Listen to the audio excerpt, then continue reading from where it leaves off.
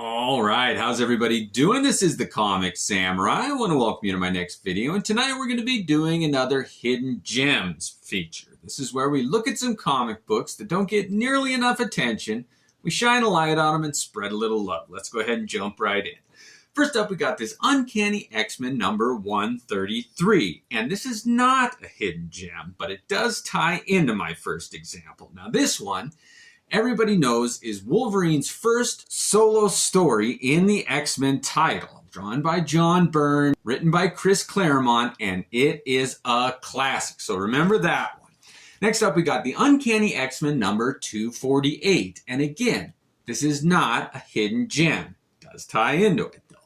This is Jim Lee's very first work on the Uncanny X-Men. When he made his debut on the title, it made a splash. Everybody knew Jim Lee was going to be a powerful voice in the Marvel Universe. Next up, we got Classic X-Men number 39. And this truly is a hidden gem. And the reason that I showed those first two comics is because if they had a baby, it would be this Classic X-Men comic. And the reason for that is this was Wolverine's first solo story, and it's reprinted in this Classic X-Men with a new cover done by Steve Lytle, and he is one of the most underrated X-Men artists that there ever was. He also does the interior frontispiece.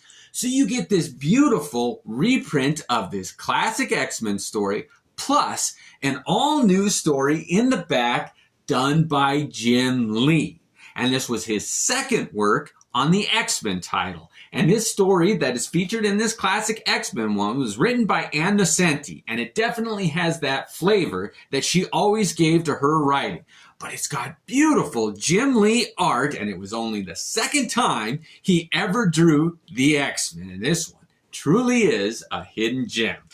Next up, we got DC Comics Presents Annual 3. Now this one, it's an early team up of Superman and Captain Marvel. And I always like when those two characters either battle, fight each other, or have a team up. And this really is a great story drawn by Gil Kane throughout. The art is spectacular. But what makes this one a hidden gem is the fact that not only does it feature Superman and Captain Marvel teaming up, but it also features all of the Captain Marvel family. Captain Marvel Jr., Mary Marvel, plus Supermans from Earth 1 and 2. They should have featured that on the cover to let you know that both versions of Superman that existed at the time teamed up with Captain Marvel in this one. So you get all the Marvel family and the two Supermen for the price of one in this hidden gem comic book. This truly is a great, spectacular comic with amazing splash pages, battle scenes done by Gil Kane. It really is an underrated comic book. I love that one.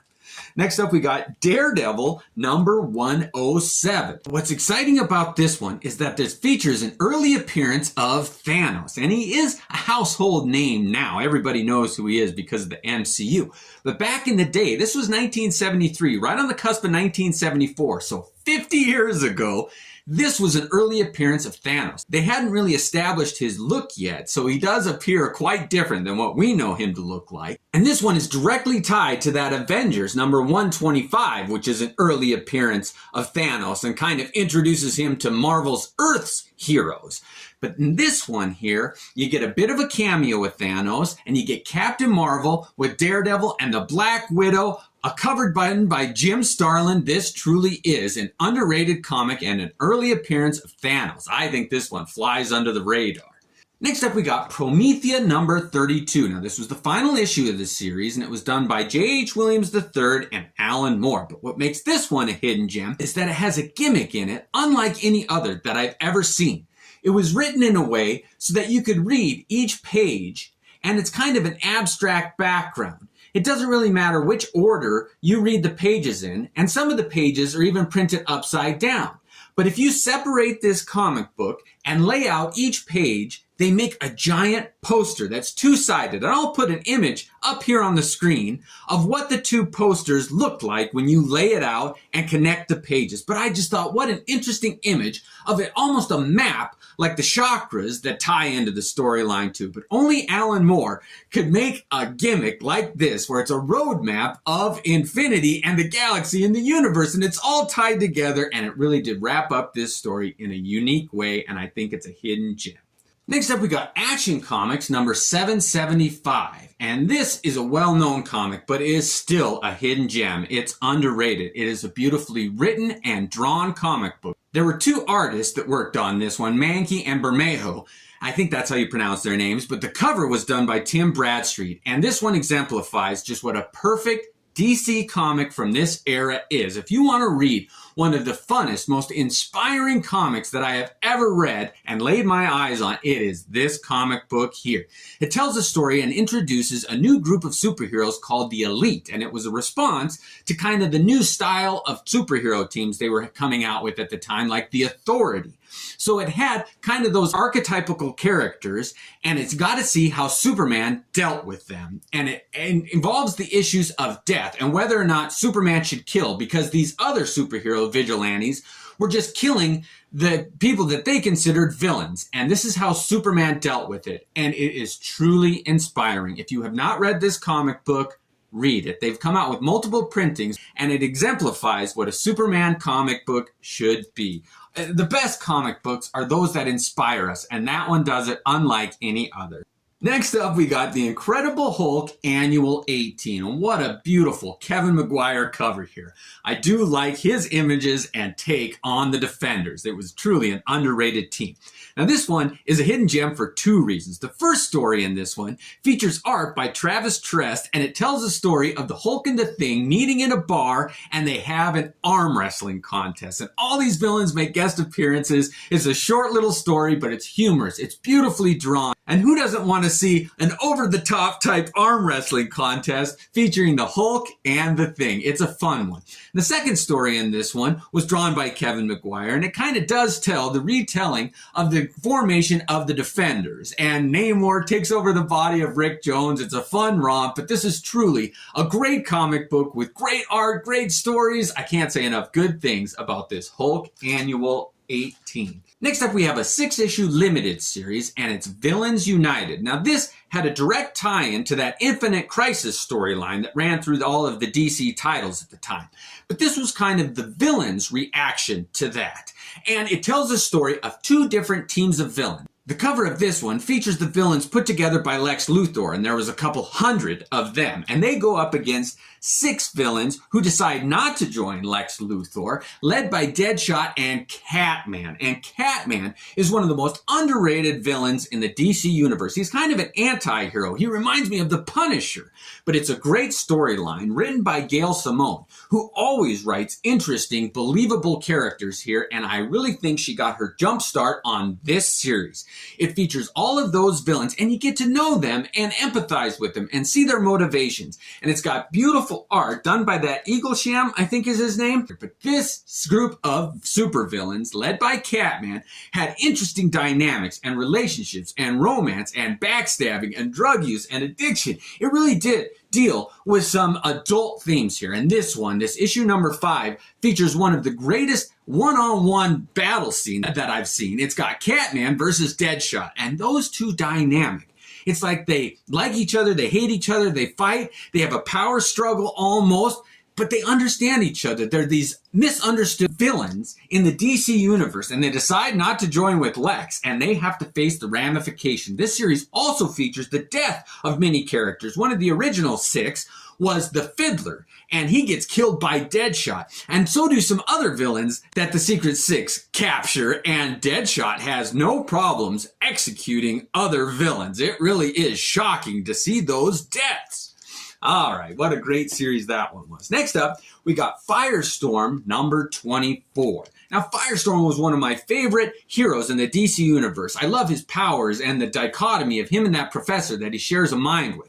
But what makes this one a hidden gem is it features an inlet story that is the first appearance of a new hero in the DC universe named the Blue Devil. And if there's one hero that I think would translate well to the DC movies, is the Blue Devil. They tried it with the Blue Beetle, but I just don't think he had that magical aspect that really draws the viewers in. And I think the Blue Devil might be the next hero that DC introduces. He is so underrated. He's a stunt man. He's got special effects. He reminds me of Mysterio, but a hero version of that. And he makes a deal with the devil, and he really is a demon. It really does get interesting with that Blue Devil character, and that's his first appearance.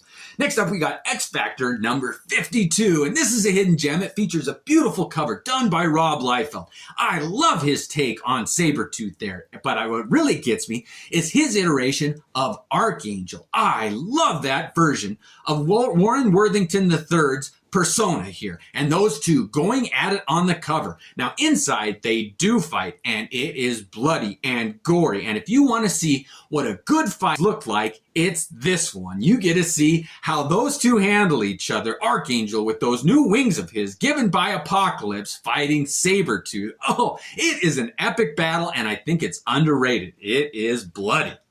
Next up, we got Brave and the Bold, number 93. And this one is all about Neal Adams. If you want the perfect example of what sums up Neal Adams and why he is so beloved as he is and as he deserves to be, it's this comic here. I don't know if he does the coloring on it, but it says the art was done by him, and I love it. The coloring in this one so enhances the mood and what Neal Adams was trying to get across. It's a spooky story, and Brave and the Bold tied two characters together. And in this one, it's Kane from the House of Mystery, and he narrates this one, and it reminds me of the Crypt Keeper, his humor and the way that he interjects just that twisted sense of humor into the story. It really is worth it. But again, that Neal Adams art is amazing. This truly is a hidden gem.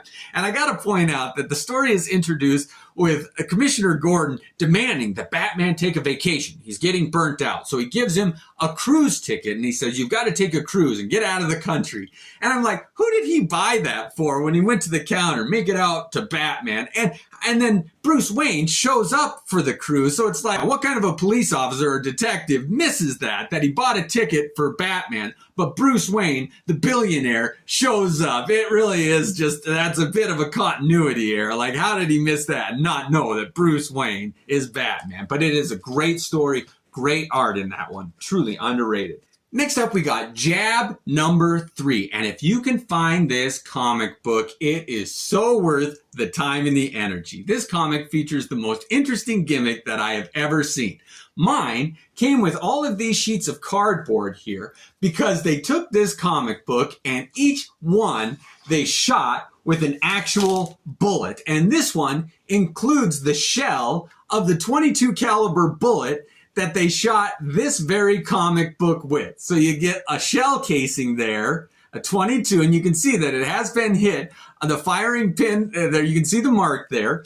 And this bullet hole in the cover here goes through the comic. And it's not unique in that form, in that sense, that there's a hole through the comic. But what makes this one truly stand out is that the story on each page was affected by the bullet hole. You'll see there that the coffee mug has been shot, and each page has an example of the bullet interacting with the image on the comic book. And I just thought, that's great. Not only did they have the gimmick of shooting every comic, but they tied it into the story, and that's a lot harder to do than just pulling off a hole through the series. Now, they did have different versions of this comic that were shot with other calibers of bullets. This one has an ad in the back here, and it says you can order different copies. One that has no bullet hole, one that has a .22 caliber, 9mm, 45, 357 Magnum, and a shotgun there. And the shotgun one costs $10. And I am just so curious if anybody has a copy of this that was shot